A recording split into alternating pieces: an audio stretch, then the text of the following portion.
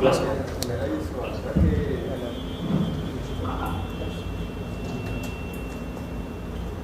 कासिम भाई के ड्रीम्स के ऊपर बिलीव करते हैं कि कासिम भाई सच कह रहे हैं, जो ख्वाब हमने देखे हैं वो सच्चे हैं, अल्लाह की तरफ से हैं, और उनके ख्वाबों के अंदर सारे इशारे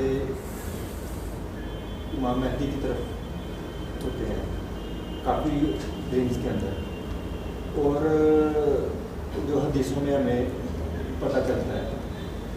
तो लेकिन कासिम भाई ने बाकायदा वीडियो बना के हमें कह दिया कि मुझे इमाम मेहदी मत कहें, तो हम तो एक अजीब से मसले में फंस गए हैं। हदीस हमें कुछ कह रही है, सीधा इशारा दे रही हैं, और अगर पूरी तरह बिलीव करते हैं तो, और इधर से हमें ये कासिम भाई कहते हैं कि ये मत कहा जाइए, तो हम क्या करें फिर इस सूरत हाल में?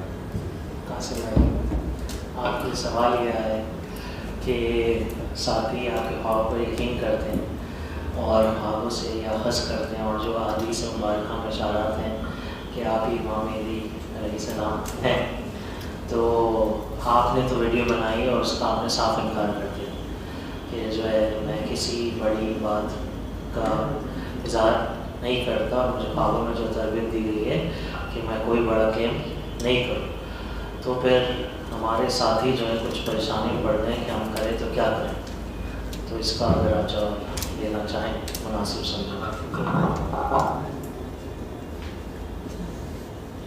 ये वैसे मेरा सवाल ही, ये सामने बैठे हैं उनका सवाल है।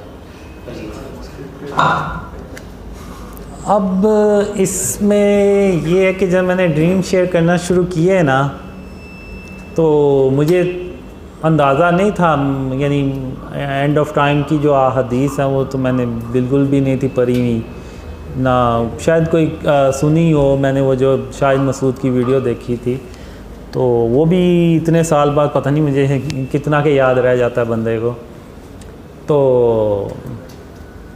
जब मैंने ड्रीम शेयर करना शुरू किए, तो वो फिर जब जो लोग जिन्होंने सुने ड्रीम्स, तो वो कहते हैं कि यार तुमने ये ख्वाब अपनी तरफ से बना लिए हैं, और तुम शो ये करना चाह रहे हो कि तुम ही इमाम मेहदी हो, और इनडायरेक्टली तुम कह रहे हो, खुद नहीं कह रहे।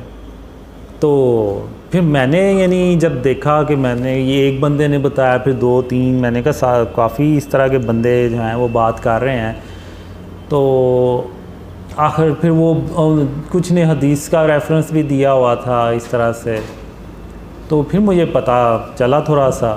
फिर इवन एक ड्रीम था, वो तो मैंने शेयर भी कर दिया हुआ था, वो मेजर साइंस के हवाले से था। तो उसका जब मुझे पता चला कि जी पहली निशानी तो ये है भरी निशानी, तो मैंने कहा ये क्या, तो वो फिर मैंने उसको प्राइवेट किया, और जो बाकी के ड्रीम्स थे जो मैंने शेयर किए हुए थे उनको भी फिर मैंने प्राइवेट किया। तो अब ये शुरू से ही हो रहा है, जो बिलीव कर रहा है ड्रीम्स पे वो कहते हैं कि जी आप वो हैं, जो नहीं करता वो कहते हैं कि जी आपको या ये शैतान बता रहा है, शैतान हाथ में आ रहा है, या फिर वो आपने अपनी तरफ से ये ड्रीम्स घरे हुए हैं। तो ये मुझे हाँ में भी आया था कि अल्लाह मुझे कहता है कि ये वीडियो बनाओ और इसको अपलोड कर दो, और कहो कि लानतुल्लाह अलल काज़िबीन, यानी झूठों पे अल्लाह की लानत हो जो इस मामले में झूठ बोले। तो वो फिर मैंने वीडियो बना के तो अपलोड की। तो अब चक्कर मसला ये है कि अब आप लोग बिलीव करते हैं ड्रीम्स का, तो आप उस तरफ चले जाते हैं। तो लेकिन इतना कंफर्म है कि आप लोग कभी मेरे मुंह से कभी कोई बड़ी बात नहीं सुनेंगे, इवन बड़ी बात भी नहीं सुनेंगे, दावा तो बहुत दूर की बात। उसकी वजह ये है कि अब आप देखें कि जब मैंने ड्रीम शेयर करना शुरू किए, तो उस वक़्त अल्लाह के सिवा मेरा कोई भी नहीं था, यानी मैंने अल्लाह के भरोसे पे ये ड्रीम शेयर करना शुरू किया। मैंने अल्लाह से कहा कि ये ना हो कि लोग ये कहें कि एक झूठा बंदा आया था और वो अपने ख्वाब शेयर करके चला गया और वो पता नहीं किधर गायब हो गया। तो अब तूने ही इन ख्वाबों को ना सच्चा करके दिखाना है। तो जैसे मैंने पहले भी कहा कि मुझे ज़हन में यही था, कोई 2-4 बंदे ड्रीम पे बिलीव कर लेंगे, बस इससे ज़्यादा नहीं करेंगे। लेकिन फिर अब जब इतने सारे लोगों ने बिलीव करना शुरू कर दिया, ना सिर्फ बिलीव कर रहे हैं बल्कि उनको फैला भी रहे हैं, तो ये अल्लाह की मदद है, इसकी अल्लाह की मदद के बगैर नहीं है। तो अब आप देखें कि अल्लाह मेरी ऐसे ही मदद कर रहा है, तो मुझे क्या ज़रूरत पड़ी है कोई नौज़बिल्ला दावा करने की या बड़ी बात करने की। अब मैं 2015 में अकेला था, अब आप देखें आज अल्लाह की मदद से इतने लोग बिलीव कर रहे हैं। तो ये किसी भी यानी दावे के बगैर हैं, कोई इवन मैंने आप वीडियो देख लें कोई बड़ी बात भी नहीं मैंने की। तो अल्लाह जब मेरी ऐसे मदद कर रहा है तो आप कह लें कि मुझे क्या ज़रूरत पड़ी है पाँव पे कुल्हाड़ा मारने की। तो अब उसका एक दूसरा रीज़न, एक ड्रीम में मुझसे ये पूछता है, यानी वो मेरे ताक में होता है, कहता है कि सबके सामने तो ये कहता है लेकिन ये अकेले में क्या कहता है। तो वो ना मेरे पीछे आ रहा होता है और मैं, एक बिल्डिंग होती है उसकी दूसरी मंजिल पे होता है और मुझे पता चल जाता है कि ये मेरे पीछे आ रहा है और इस नीयत से आ रहा है।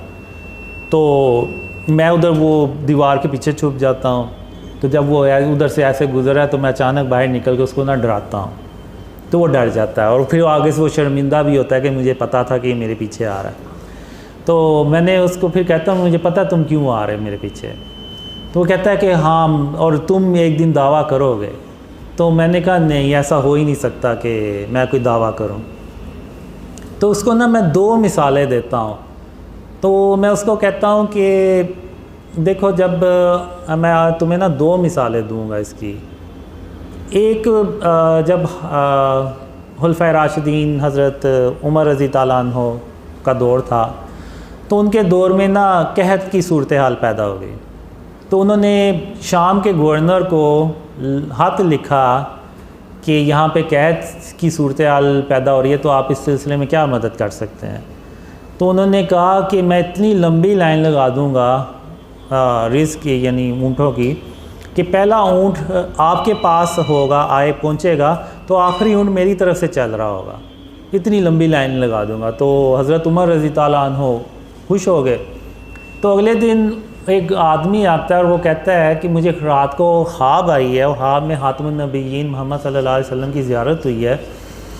तो उन्होंने मुझे कहा है कि उमर से जाके कह दो कि वो अब वैसा नहीं रहा जैसा वो पहले था। तो हज़रत उमर रज़ी ताला अन्हु सुन के तो हैरान और परेशान हो जाते हैं कि आखिर ऐसी क्या वजह बनी कि वो आखिर ऐसी क्या वजह बनी कि वो, तो आखिर ऐसी क्या वजह बनी कि खातमुन नबिय्यीन मोहम्मद सल्लल्लाहु अलैहि वसल्लम किसी और के हाथ में गए हैं। तो फिर उन्होंने गौर किया और कहा कि हाँ, अब मैंने अल्लाह पे तवक्कल करने की बजाय शाम के गवर्नर पे की। तो फिर उन्होंने कहा हम ना नमाज़ पढ़ते हैं, यानी बारिश की जो नमाज़ होती है वो।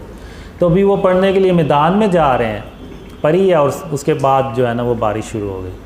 तो क्यों, उन्होंने अल्लाह पे तवक्कल किया। जब उनका अल्लाह पे तवक्कल हटा तो वो साथ ही वो ड्रीम आ गया उनका। तो इसी तरह एक वही मैंने पहले भी मिसाल दी थी कि सूरह सबा में अल्लाह ने एक कौम का जिक्र किया जिसको वो 2 बाग दिए थे, कोई बुराई नहीं थी उनमें, हर तरह के, यानी वो नेकूकार लोग थे।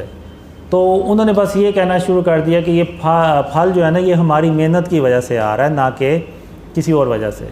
तो अल्लाह ने उन फलों को मुर्दा कर दिया। तो अल्लाह ने कहा कि अब भी तो तुम उतनी ही मेहनत कर रहे हो जितनी पहले कर रहे थे, तो अब तुम इसको, इन फलों को खा क्यों नहीं सकते या बेच क्यों नहीं सकते।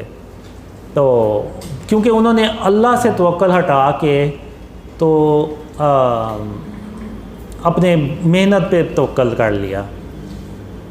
तो मैं उसको ये 2 मिसालें देता हूँ। तो मैं कहता हूँ, तो फिर मैं कहता हूँ कि अब अगर मैं कोई नौज़बिल्ला दावा कर दूँ तो वो फिर मेरा भी जो तवक्कल है वह ना वो अल्लाह से हट के उस पे चला जाएगा कि चूँकि मैं वो हूँ तो इसलिए अल्लाह मेरी मदद कर रहा है, चूँकि मैं वो हूँ तो मैंने तो कामयाब होना ही था, क्योंकि मैं वो हूँ तो लोगों ने तो बिलीव करना ही था। तो ये मेरा अल्लाह से तवक्कल हट के ना तो इस चीज़ पे आ जाएगा जो कि आप कह लें कि वो शिर्क के ज़िम्रे में आता है और जो अल्लाह को भी सख्त नापसंद है। तो इसी बेस पे मैं कहता हूँ कि अल्लाह जो है ना वो मुझे कभी भी नहीं ये कहने वाला कि जाके तो ऐसा कोई दावा करो। और चूँकि अल्लाह ने मुझे अपनी रहमत से ये चीज़ें बताई हैं तो वही चीज़ जो है ना वो आप देखेंगे कि मैं कभी कोई दावा नहीं करता और ना मैं इंशाल्लाह कभी करूँगा। और इवन कोई बड़ी बात भी नहीं सुनेंगे मेरे ज़हन से, क्यों मेरे मुंह से, क्यों? इसलिए कि जो तवक्कल मेरा अल्लाह पे है ना वो फिर हट जाएगा तवक्कल, और वो काम मैं करने नहीं वाला। तो ये रीज़न है बस इसका।